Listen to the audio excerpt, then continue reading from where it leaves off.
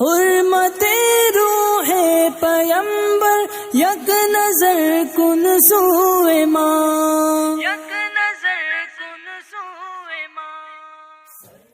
میرے دوستو، کبھی کبھی غور کیا آقا علیہ الصلوۃ والسلام اپنے پیارے نواسہ امام حسین سے کتنی محبت کرتے ہیں۔ میرے آقا علیہ الصلوۃ والسلام اپنے نواسہ امام حسین سے کتنی محبت فرماتے ہیں۔ تو آج ہمیں کیا ہوا؟ ہم تو آقا حسین سے محبت تو کرتے ہیں،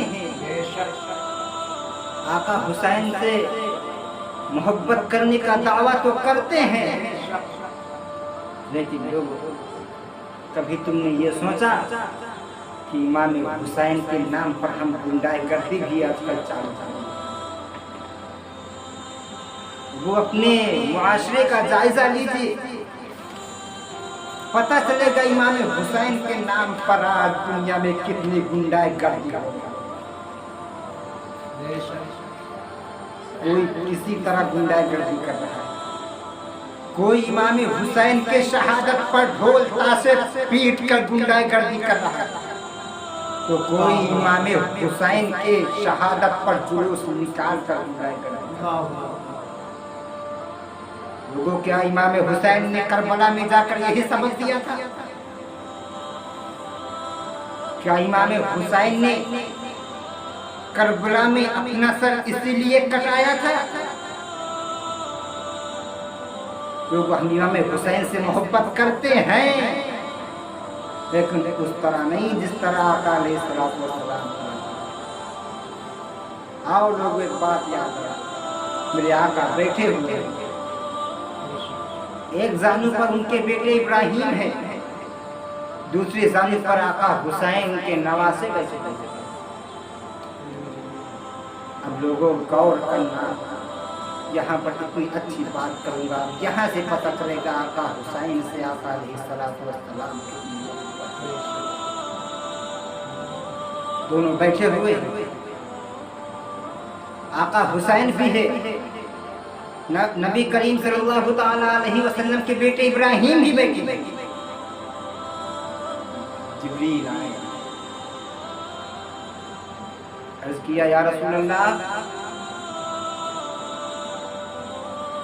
آقا کے دونوں بیٹے امام حسن بھی نواسے اور ان کے بیٹے ابراہیم، آقا دونوں سے محبت فرماتے ہیں، کبھی امام حسین کو چومتے ہیں، کبھی اپنے بیٹی ابراہیم کو چومتے ہیں، کبھی ان کو گلے لگاتے ہیں، کبھی ان کو گلے لگاتے ہیں۔ ایسی بات ہے نا لوگوں، دل کی تختی پر نوٹ کرنا، آقا دونوں سے پیار فرما رہے ہیں۔ اسی دوران جبریل آئے آسمان سے جبریل آتے ہیں، کہتے ہیں یا رسول اللہ، اللہ تبارک و تعالی نے آپ کے ان دونوں بیٹوں میں سے ایک کو واپس مانگا۔ آپ واپس مانگنے کا مطلب سمجھتے ہیں؟ جی، واپس مانگنے کا مطلب اللہ تعالی نے ان کی روح کو، کسی ایک کی روح کو حضرت عزرائیل قبض کریں گے۔ واپس مانگنے کا مطلب یہ ہے۔ میرے نبی کی آنکھوں میں آنسو، کہتے جبرائیل، اللہ نے کس کو واپس مانگا؟ اللہ نے کس کو اپنے پاس بلایا؟ جبریل فرماتے ہیں آقا، اللہ تبارک و تعالی نے اس کا اختیار آپ کو دیا ہے، آپ جسے چاہیں رکھیں، جسے چاہیں واپس۔ میرے نبی کے دل میں خیال، میرے نبی کے دل میں ایک خیال آیا، اگر سے میں اپنے بیٹے ابراہیم کو واپس کرتا تو صرف مجھے تکلیف ہوئی، اگر میں اپنے نواسے امام حسین کو واپس کرتا ہوں تو میری لخت جگر میری بیٹی سیدہ فاطمہ کو تکلیف ہوگی، ان کے بڑے بیٹے حسن کو بھی تکلیف ہوگی، اور امام حسن کا ایک بازو کٹ جائے گا، وہ تنہا بچیں گے، اور حضرت علی کا بھی دل رونے لگے گا۔ آقا علیہ الصلوۃ والسلام نے اپنے بیٹے ابراہیم کو اللہ تعالیٰ کی بارگاہ میں دے دیا اور ان کا نام لے لیا۔ ٹھیک 3 دن بعد غور کرنا، ٹھیک 3 دن بعد آقا علیہ الصلوۃ والسلام کے بیٹے ابراہیم کا انتقال ہو جاتا ہے، ان کی روح کب سے اندھیرے سے پرواز کر جاتی ہے۔ اللہ اکبر۔ اب ذرا غور کرو، اگر سے آج ہم ہوتے، اگر سے ہمیں کہا جاتا تو ہم یہ گوارا نہیں کرتے کہ اپنے بیٹوں کو دیں۔ لوگوں ذرا غور کرو، یہ وہی آقا حسین ہیں جنہوں نے کربلا میں نانا کے دین کے خاطر لوگوں اپنے آپ کو نہیں بلکہ پورے خاندان کو کربلا میں قربان کر دیا ہے۔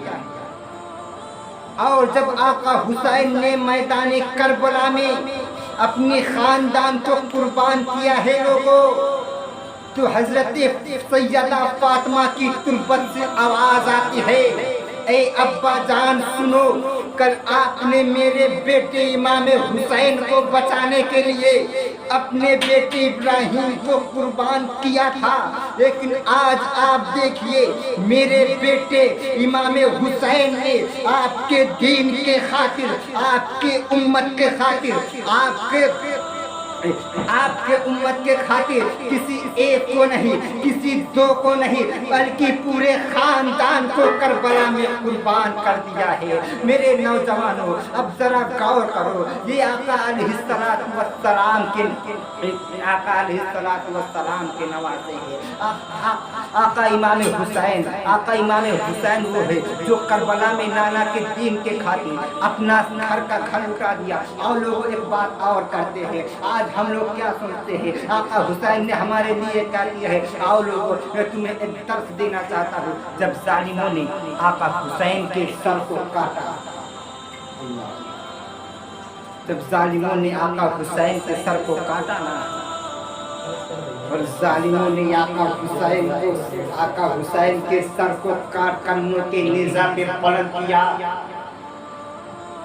اللہ اکبر۔ لوگوں ذرا غور کرو، دل کی تختی پر بات نوٹ کرو۔ ظالموں نے آقا حسین کے سر کو کاٹا اور کاٹنے کے بعد منہ کے نیزے پہ بلند کیا۔ بلند کرنے کے بعد میرا امام آقا حسین وہیں سے درس دے رہے ہیں، اے میرے